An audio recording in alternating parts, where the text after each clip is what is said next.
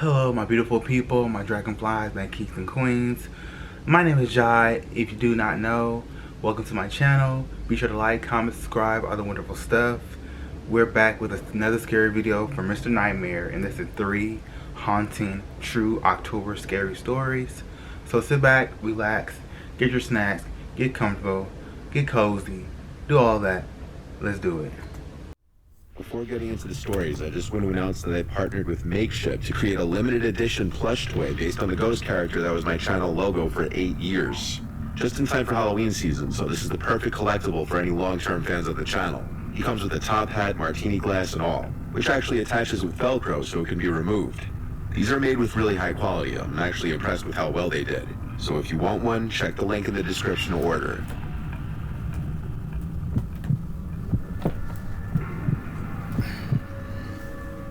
The town I grew up in was pretty country, to put it lightly. Nothing but farms, crops, abandoned churches, and ugly, worn-down houses. Everyone around us was pretty broke. Property taxes were like $1,000 a year, if that. With that came a lot of sketchball characters. Hell, even our neighbor was a weirdo. Nice, but weird. We weren't well off ourselves, but things at least got a little better for my family when my siblings and I were old enough to work too. When this app, Hot or Not, was still a thing many years back, I matched this girl Kelly, who I started seeing for a while. We matched in late summertime, and we were seeing each other through September already. This was early October. Kelly and I were looking for a nice, cheap date to go on. Really, there wasn't much to do around there. We've gone on hikes, explored, and gotten food. Not much else going on. So we took a new route in the car this day, somewhere neither of us had been, just to find something. We found this little restaurant sitting in a random parking lot on the side of the road. It had outdoor seating, so we went there. It was a warm, cloudy day when we arrived and got seated at a table outside the restaurant. We were there for 45 minutes to an hour, and after leaving, it grew noticeably foggy out. We continued to drive down this route we'd never been down before, a really desolate road with just open fields and farmland on either side, with occasional patches of trees and woods. Then we passed something at outdoor seat. We took a new route in the car, 6 date to go on. Really, there wasn't much to do around there. We've gone on hikes, explored a while. It was still a thing many years back. I matched this girl Kelly, who I started seeing for a while. We matched in late summertime, and we were seeing each other through September already. This was early October. Kelly and I were looking for a nice, cheap date to go on. Really, there wasn't much to do around there. We've gone on hikes, explored, and gotten food. Not much else going on. So we took a new route in the car this day, somewhere neither of us had been, just to find something. We found this little restaurant sitting in a random parking lot on the side of the road. It had outdoor seating, so we went there. It was a warm, cloudy day when we arrived and got seated at a table outside the restaurant. We were there for 45 minutes to an hour, and after leaving, it grew noticeably foggy out. We continued to drive down this route we'd never been down before, a really desolate road with just open fields and farmland on either side, with occasional patches of trees and woods. Then we passed something different.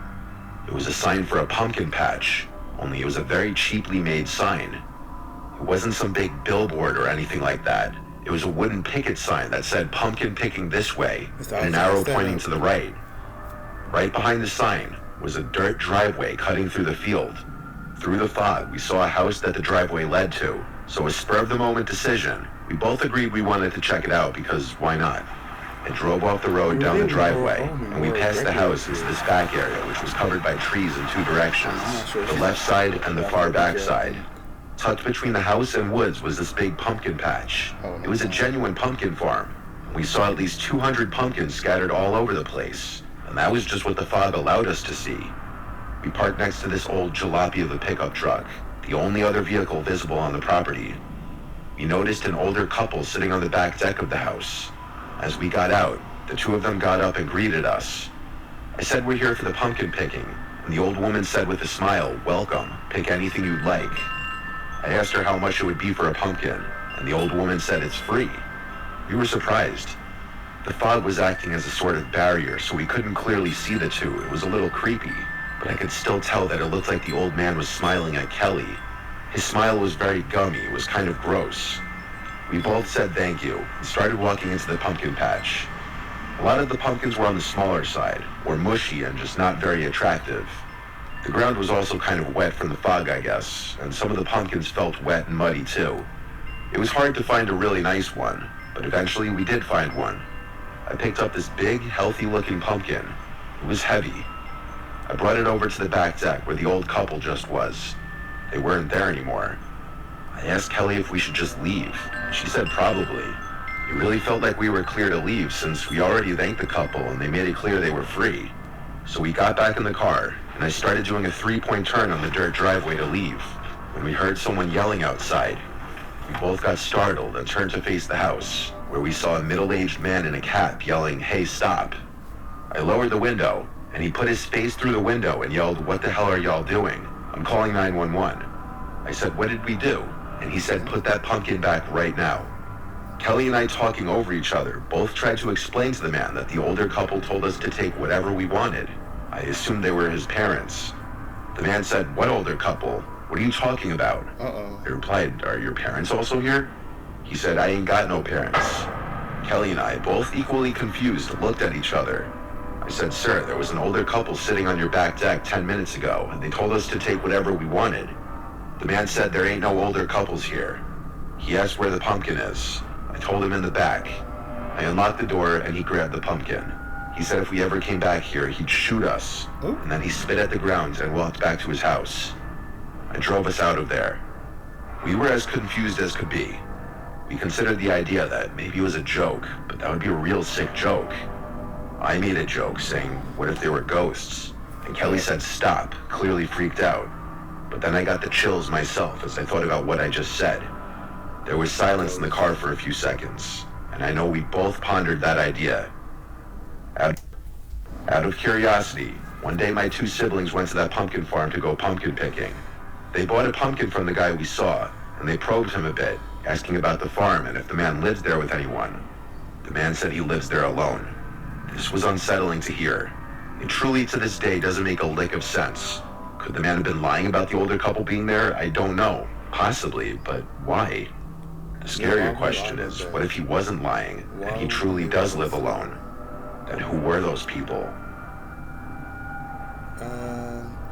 This wasn't scary as much, but it was just a creepy, bizarre situation. It was late October when I woke up to one of my best friends, Connor, hitting me up asking if I was down to come to his house later. It was a Saturday afternoon, and I was in high school at the time, so I spent most of my weekends with friends. Connor's parents were out of town for the weekend, and he was home alone with one of his older sisters, whom I'll just call Chantel. She was supposedly watching him the entire weekend. With that information, I knew he was just asking me to come over and party. Again, I didn't have any work responsibilities to worry about at the time, so I agreed to the idea and headed over to his house. When I got to his house, we played some Call of Duty on his family room's couch for a few hours, talking about school, sports, girls, and whatever else we cared about at the time. Eventually, he brought up the idea of going to a Halloween party in his neighborhood that a bunch of people from our high school were going to. At first, I was a bit hesitant of the idea, but after some convincing, I was down to go. I'm not introverted or anything. I just wasn't feeling like partying that night, but Connor was dying to go, so trying to be a good friend, I agreed to go. I asked him about getting some kind of costume, and he had 2 security staff shirts that we could just throw on and use as the bare minimum of a Halloween costume. We continued to play on Xbox for a few more hours until 10:30 rolled around. Connor ran upstairs to Chantel's room, telling her we were going, as if she cared. Then we threw on our shirts and headed out. After a quick 5-minute walk, we pulled up to a Halloween-decorated house where we could hear the music blaring from inside. We walked past the decorations and through the door where we were slammed with the loud music we heard outside. The place was packed with maybe 70 other high school kids raving and just talking in groups throughout the house. It was your average high school party. A few minutes later, I'd already lost Connor as I was pulled aside by Lino, one of my baseball teammates who I'd hardly seen at all that year. He sat me down on a couch in a circle with some of my other friends and teammates.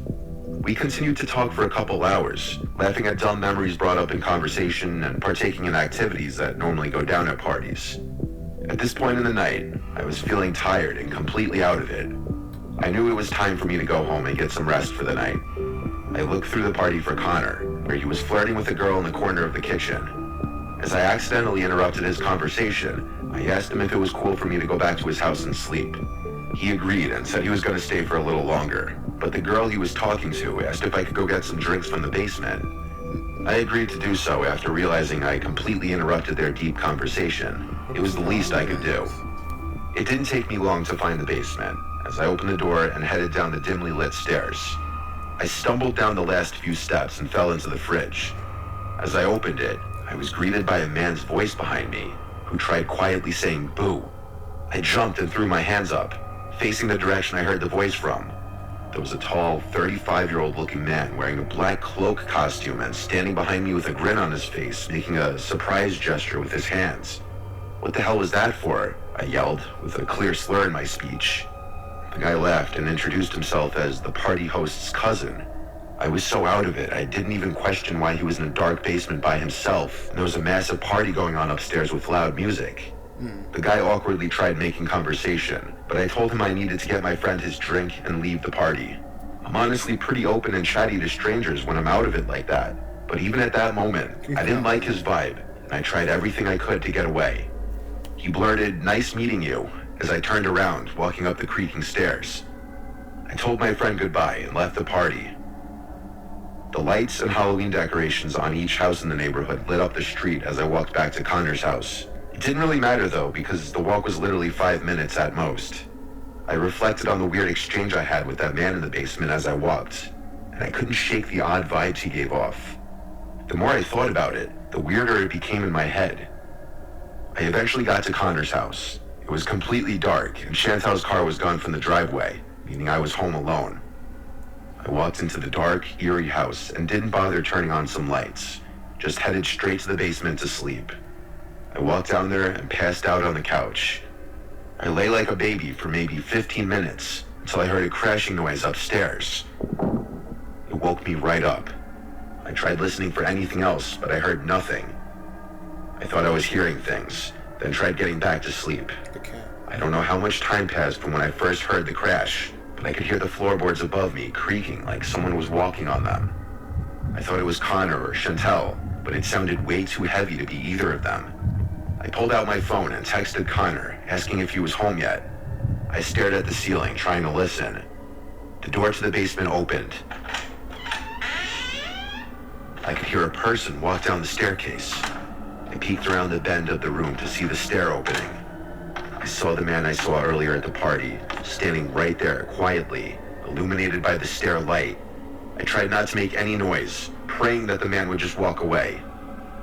A few moments passed by before he randomly turned and quietly walked out of the basement, closing the door. I picked up my phone and dialed 911. I explained the situation to them, gave them everything they needed, and I waited patiently in the basement for them to show up. I tried opening the windows down there, but they were all sealed shut. I had no escape through the basement door that the man was standing by earlier. The cops eventually came, and they arrested the man because he was still there. He was found hiding underneath Chantel's bed. What? She had gotten home and was getting ready for bed, and was moments from getting into the bed when she heard the cops knocking on the front door downstairs. I have no idea what his intention was, but clearly he followed me home. The whole encounter has really confused me. I'm just glad things played out the way they did. Oddly enough, the cops were able to review neighboring houses' cameras, and they saw the man following me home. But then he lost me after taking the corner into the cul-de-sac. He ended up lurking on Chantel, watching her get out of her car and walk into the house. Then he snuck around to the backyard and broke in through the back door. So he was just waiting. Always be alert of your the whole surroundings. time? That's so super weird. Like, who just wastes their time? Who wastes their time the whole time? Imagine the whole time just to wait there and wait for your next target. Like, come on. It was the middle of October. The leaves were just starting to change to that beautiful mix of orange and yellow. My wife Courtney and I are a gay couple. We've been married for 2 years now. We wanted to take advantage of the fall foliage and go to the Catskill Mountains in New York. We booked an Airbnb by Overlook Mountain, a popular hiking destination. We're avid hikers, so we go all over the country to explore national parks and famous hiking destinations. This was our third time going to Catskill, New York. The owner of the Airbnb was an adorable-looking, sweet woman who was definitely in her 50s or 60s. Out of respect, I'll just name her Kathy. Kathy was very easy to work with and very responsive. She had the key to the little house hidden in a code lock's mailbox, and she gave me the code. Inside was a very rustic and cabiny type of feel, with wooden walls and floors, but bright-colored rugs to cover the wood floors. It was well kept and nice, spacious enough for 2 people. Outside was woods in all directions. There was a shed converted to a little clubhouse outside, with a pool table and dartboard and a bunch of things hung on the walls. We drove to the base of the Overlook Mountain Trail, and there were some people around. Not many, but a few. As we were ascending the mountain on foot, we'd pass occasional hikers on their way down. Eventually, we sat on a big rock overlooking an amazing cliff view, just admiring for a while. Eventually, we heard a footstep crunching a leaf behind us. We turned around and saw a woman by herself, leaning on a tree.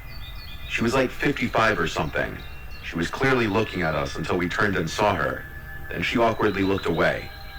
I would have otherwise said hi, but she made it weird. We just ignored it, until randomly we heard her say hi. So we turned again and saw she was looking at us.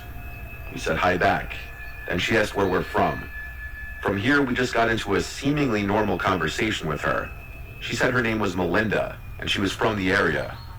She asked where we're staying, offering her knowledge of the area to suggest places to check out. I told her right up the road at an Airbnb. She suggested some places to go, and then the conversation kind of died off from there. Courtney and I said, well, it was nice meeting you, as we now started descending the trail back towards the car. Weirdly, we noticed the Melinda lady was now also heading down as well, but she was keeping a bit of a distance, not within earshot. We found a spot to rest on the way down for a minute, and we noticed Melinda seemed to stop too at the same time. She was still out of earshot. This was weird. We felt like she was following us, so we decided to just stay put and wait her out, see if she'd move. After a while, she finally did continue making her way down, past us. She looked at us and smiled and said okay as she walked past us. We waited till she was out of sight before we continued hiking down. We got back to the parking area a while later, and from there we went straight back to the Airbnb right up the road. We were exhausted, so we took a nap. Then we went out to eat at this place called Garden Cafe, which was highly rated. After that, it was pitch black out, so we went back to the Airbnb with plans to just cuddle up and watch movies. We had a long day of hiking, so we were going to sleep good. There was only a TV in the living room, but it was set up to have Netflix and everything, so we found a good movie to watch and put it on. We were so tired that we started drifting off to sleep halfway through the movie. I noticed Courtney was completely knocked out, and I was following suit, when suddenly, I was immediately snapped back awake to the sound of knocks at the door. We were in the middle of the woods. Like a scary movie. Knocks at the door were a huge concern. Nobody should be here. There was no peephole in the door. I couldn't check who was there. All the blinds were closed, and I wasn't going to dare peeking out of one of them. I shook Courtney awake and told her someone's at the door. I muted the TV, and we waited for a second set of knocks that came only seconds later. We both agreed there's no shot we were opening the door. It was still early, like 9 o'clock, so I texted Kathy asking if she was at the door. There was then a knock at the window, and a woman's voice on the other side asking if someone in there. Courtney and I were now freaked out. I'd say we were in a panic. Knocking on a stranger's window is not a normal thing somebody does. What happened next was even more disturbing. We heard the person trying to lift open the window. Thankfully, it was locked. Kathy was calling me now. I showed Courtney, and she said maybe it is her outside, that's why she's calling. I picked up in a low voice, and Kathy on the other end told me she was at home, and she asked who was outside. When I told her what's happening, she sounded confused and concerned. None of her friends or relatives would go to that house, she said. She told us don't open the door, and we took her advice. After hanging up, there were now knocks on another window, and the voice called, "I need help, please let me in." We knew better than to fall for this. Something bad would happen if we let them in. We started to realize it could have been that weird lady from the hiking trail. Like, what if she followed us back to the Airbnb? We honestly wouldn't have even noticed. I went to the bedroom where it was completely pitch black, and I ever so delicately moved the blind up just a crack to peek outside. There was a man walking past the window. He didn't notice me. I went back to Courtney to tell her that there were multiple people out there. This was an invasion. We called 911. I gave them the address and stayed on the line. There were a few more knocks at the door, but we never answered. The people outside eventually gave up, I believe, because the knocks and yells stopped. The police took a while to get there, but when they did, we felt a lot better. The officers were very nice, and they stayed with us while we figured out what we wanted to do. I called Kathy again and explained what happened and why we didn't feel safe staying there tonight anymore. She was completely understanding. We still paid for that night, but the rest of the stay was canceled, and the officers stayed with us while we packed our things and loaded the car. One of them led us in his car to the nearest motel where we stayed for the night. Given the circumstances, we drove home the next day because, honestly, we just didn't want to be in the area after that. We think this was some kind of group that was looking for easy targets to abduct and may have been using a woman as some kind of scout to gain their trust. And they saw 2 young women by themselves, so they tried to target us. For future hikes, we've started to bring pepper spray with us, just as a form of self-defense. I know that's right. You just never know what people